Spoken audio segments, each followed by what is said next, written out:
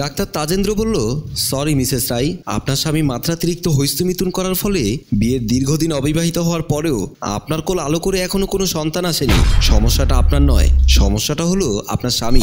কারণ উনি যৌবনকালে পা দেওয়ার পরপরই মিছে দুনিয়ার মিছে মায়ে আসক্ত হয়ে পিতা হওয়ার স্বাদ চিরকালের জন্য হারিয়ে ফেলেছে। কিচ্ছু করার নেই, অনেকটা দেরি হয়ে গেছে।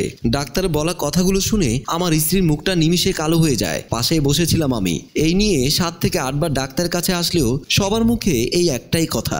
লজ্জায় আমার মাথা কাটা যাওয়ার উপক্রম। নিজেকে সামলে নিয়ে হাজারো দুঃখ বেদনা যন্ত্রণাকে নিজের ভেতরে ধাবিত করে কিছুটা আশ্বাস নিয়ে আমার স্ত্রী রায় ডাক্তারকে বলল, এখন কি কিছুই আর সম্ভব নয়? না মিসেস রায়, আর কিছুই সম্ভব না। আপনার স্বামীর একটা ভুলের কারণে আজ আপনি সন্তানহীন। আপনার স্বামীর গোপন অঙ্গ অনেকটা নিস্তেজ বলা যায়, যা কখনোই ঠিক হওয়ার সম্ভাবনা নেই। অতএব ডাক্তারের সাথে আর কোনো কথাই জড়ালো না রায়। নীরবে ডাক্তারের চেম্বার থেকে বেরিয়ে গেল। রায়ের পিছু পিছু আমিও চলে এসেছিলাম। বাসায় ঢুকে আমার স্ত্রী রুমে চলে গেল, আর আমি ড্রয়িং রুমে দাঁড়িয়ে ভাবতে লাগলাম, ভুলটা আমারই ছিল। কেনই বা খারাপ বন্ধুদের সাথে চলাফেরা করলাম, নিজের ভবিষ্যৎকে অন্ধকারের দিকে ঠেলে দিলাম। আজ ঠিকই টের পাচ্ছি আমাদের ওইসব বন্ধুদের সাথে চলাফেরা করা উচিত নয়। যেসব বন্ধুদের কাছ থেকে অন্যায় বা পাপ কাজ ছাড়া আর কিছুই শেখা যায় না। যৌবনে পা দিতে না দিতেই বিভিন্ন অপকর্মকাণ্ডে লিপ্ত হয়ে পড়েছিলাম আমি। কিন্তু পরবর্তী সময়ে রায়ের বিশুদ্ধ ভালোবাসা আমাকে সম্পূর্ণ বদলে দিয়েছিল। এমন সময় স্পষ্টই শুনতে পাচ্ছি রায়ের কান্নার স্বর। ওর চোখের অশ্রু কেন যেন আমাকে তীব্র কষ্টের অতল সাগরে ডুবিয়ে দিচ্ছে। সত্যি সবকিছুর জন্য একমাত্র আমিই দায়ী। রুমের কিছুটা কাছে আসতেই আরো একজনের উপস্থিতি টের পেলাম, আর সে হলো রুহিকা ভাবি। রুহিকা ভাবি হলেন বাড়ির মালকিন, অর্থাৎ আমরা ভাড়াটিয়া। নিস্তব্ধ হয়ে দরজার সম্মুখে দাঁড়িয়ে আছি। ভেতরে রুহিকা ভাবি আমার স্ত্রীর মাথায় হাত বুলিয়ে দিতে দিতে সহানুভূতির কণ্ঠস্বরে বললেন, যা তোমার কপালে ছিল তাই হয়েছে গো। তুমি খুব বড় ভুল করেছো। ওর মতো একটা 3rd ক্লাস লোফার চরিত্রহীন ছেলেকে ভালোবেসে বিয়ে করে এখন দেখেছো তো কতটা কষ্ট পেতে হচ্ছে তোমাকে। আহারে, ভালো সেটাই হবে তুমি যদি শাহরিয়ারকে ডিভোর্স দিয়ে দাও, যে তোমাকে মাতৃত্বের সুখ দিতে পারে না। ওর সাথে থেকে নিজের জীবনটাকে নষ্ট করার চেয়ে তোমার বাবা মায়ের কাছে চলে যাওয়াটাই শ্রেয়। একটা গেলে আরেকটা আসবে। মেয়েদের জীবনে ছেলেদের কোনো অভাব হয় না। আমার স্ত্রী কোনো কথায় কর্ণপাত না করে শুধু কান্না করেই যাচ্ছে। রুহিকা ভাবি মাথায় হাত বুলিয়ে দিয়ে বাইরে চলে আসলো। আমার সামনে পড়তেই বললাম, বাবা ভালোই উস্কানি দিচ্ছেন আমার স্ত্রীকে। অন্তত ভাবি আপনার কাছ থেকে এমনটা আশা করিনি। ভাবি রাগান্বিত হয়ে বলল, আমি তো একটা কথাও মিথ্যে বলিনি, যেটা সত্য ওটাই বললাম। এমনিতে আমার স্ত্রীর সাথে সম্পর্ক টানা হিস্টার মধ্যে পড়ে আছে। তার মধ্যে যদি আপনি এরূপ উস্কানিমূলক কথাবার্তা বলেন, তাহলে আমাদের সম্পর্কটা ভাঙতেই বা কতক্ষণ লাগবে? মুখ সামলে কথা বলো, এটা ভুলে যেও না তুমি আমার ভাড়াটিয়া। আমিও মুখ ফসকে বলে ফেললাম, ভাবি আপনাকে তো হাজবেন্ড ডিভোর্স দিয়ে ছেড়ে চলে গেছে। নিজের সংসার তো আগুনে পুড়ে সে কবেই ছাই হয়ে গেছে। এখন আমার যা মনে হচ্ছে পরের সংসার ভাঙার জন্য উঠে পড়ে লেগেছে। আজকের পর থেকে আমার বাসায় না আসলে খুশি হব। আর শুনুন, আপনার বাসা থেকে আগামী মাসের 1 তারিখে আমরা চলে যাব। ভাবি আর কোনো কথা না বাড়িয়ে টনটন করে চলে গেল। আমি হালকা একটা শুকনো কাশি দিয়ে রুমের ভেতরে প্রবেশ করলাম। আমাকে দেখে আমার স্ত্রী নড়ে চড়ে বসলো। আমি কাছে যেতে কিছুটা দূরত্ব বজায় রেখে বলল, খবরদার তুমি আমার কাছে আসার বৃথা চেষ্টা করবে না শাহরিয়ার। তোমার ওই পাপি হাত দিয়ে আমাকে স্পর্শ করবে না। রায় প্লিজ আমার কথাটা একটু শোনো। না, আমি আর তোমার কোনো কথাই শুনতে চাই না।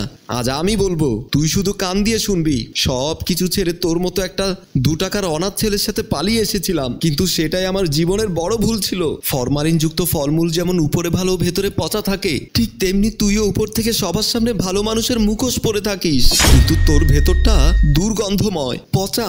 ডাক্তারের প্রত্যেকটা কথা আমার হৃদয়কে তিলে তিলে ভেঙে দিয়েছে শাহরিয়ার। সন্তান না হওয়ার জন্য যে কোনো কারণ থাকলে আমি মুখ বুঝে নিজের ভাগ্যকে সদরে বরণ করে নিতাম, কিন্তু এমন সমস্যা আমি কি করেই বা মেনে নেব, যে সমস্যার জন্য আজ তুমি নিজেই সবচেয়ে বড় দায়ী। আজ খুব একটা ভালো করে বুঝতে পারছি রিলেশনে থাকাকালীন তুই কেন বারবার আমার সাথে শারীরিক সম্পর্ক করার জন্য উতলা হয়ে পড়তি। তুই শুধু আমার দেহ চেয়েছিলি, আমাকে নয়। তখন যদি তুই আমার দেহটাকে পেতে সক্ষম হতি, তাহলে হয়তো সেই কবেই আমায় ছেড়ে চলে যেতিস। তুই একটা চরিত্রহীন শাহরিয়ার। তোর মতো মুখোশধারী মানুষকে ভালোবাসাটা আমার বৃথা ছিল। আমার স্ত্রীর প্রতিটি কথায় আমার হৃদয় ভেঙে চুরে চুরমার করে দিচ্ছে। তারপর আমি মনের মধ্যে সাহস সঞ্চয় করে বললাম, হ্যাঁ মানছি, বাজে বন্ধুদের পাল্লায় পড়ে আমি একটু বিপথে চলে গিয়েছিলাম। এমনকি তোমাকে অনেকবার আমার সাথে শারীরিক সম্পর্ক করার কথাও বলেছিলাম, কিন্তু বিশ্বাস করো, তোমার নিখুঁত ভালোবাসা আমাকে সম্পূর্ণ বদলে দেয়। সবকিছু মিথ্যে হলেও তোমার প্রতি আমার ভালোবাসাটা মিথ্যে নয়। আমি তোমাকে সত্যিই ভীষণ ভীষণ ভালোবাসি রায়। তুমিই না যে আমার জীবনটা একদমই অচল। চুপ কর, দোহাই লাগে, তোর মুখ থেকে আমি আর কোনো মিথ্যে কথা শুনতে চাই না। তুই রুম থেকে বের হয়ে যা এক্ষুনি, আমি একা থাকতে চাই।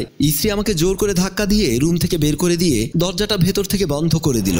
এভাবে চলে গেল আরো একটা দিন। বলতে গেলে আমার বাড়িতে কোনো রান্নাবান্নার চুলা জ্বলেনি। আমি অন্য রুমে শুয়ে আছি, কারো কোমল স্পর্শে আমার এই পাশ ফিরলাম। সামনে তাকিয়ে দেখি রায়। ওকে দেখা মাত্র আমি নিজের বুকের সাথে শক্ত করে জড়িয়ে ধরে মিনতের সুরে বলি, হাত দুটো ধরে বলি, প্লিজ রায়, আমাকে ভুল বোঝো না, আমাকে ছেড়ে যেও না কোথাও। আমাকে তুমি ক্ষমা করো। আমি তোমাকে মা হওয়ার সুখ দিতে না পারলেও অন্তত বুক ভরা ভালোবাসার তীব্র আকারেই দিতে পারবো। নিজের সর্বোচ্চ ভালোবাসা দিয়ে তোমাকে আমি সবসময় আগলে রাখবো। আমার কথা শুনে আমার স্ত্রী হালকা হাসি দিয়ে শাড়ির আঁচল দিয়ে আমার চোখের জলগুলো মুছে দেয়। রায় প্রত্যুত্তরে বলল, ধুর বোকা, তোমাকে ছেড়ে কোথায় বা যাবো আমি? ছেড়ে যদি যাওয়ারই হতো তাহলে সে কবেই চলে যেতাম। এত কিছুর পরও কি তোমার সাথে একই ছাদের তলায় থাকতাম? জানি না কেন তোমাকে ছেড়ে যেতে মন চায় না।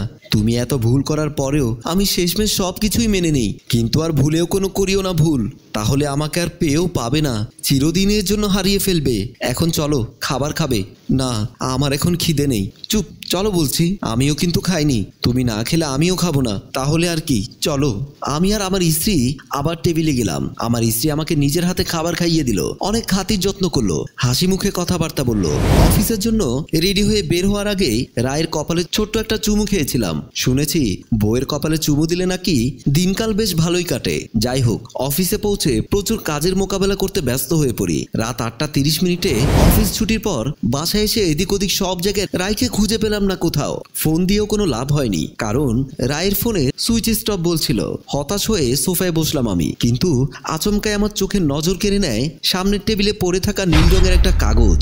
গভীর আগ্রহ নিয়ে কাগজটা হাতে তুলে নিয়েছিলাম এবং কাগজটার প্রতিটা ভাঁজ খুলে পড়তে শুরু করলাম। প্রিয় শাহরিয়ার, জানি না কিভাবে বলবো বা বলা উচিত, তাই চিঠিতে লিখে গেলাম। কথা কিন্তু একটাই, আমি তোমার সাথে এভাবে দিনের পর দিন সন্তানহীনভাবে প্রতিনিয়ত কষ্টগুলো নিজের বুকে ধাবিত করে ধুকে ধুকে মরতে পারবো না। তাই না বলে নীরবে তোমায় ছেড়ে চলে গেলাম নিজের আপন ঠিকানায়। যদি আমার প্রতি তোমার ভালোবাসা সত্যি হয়ে থাকে তাহলে সেই ভালোবাসার কসম করে বলছি, দয়া করে আমায় আর খোঁজো না, তুমি ভুলে যাও আমাকে।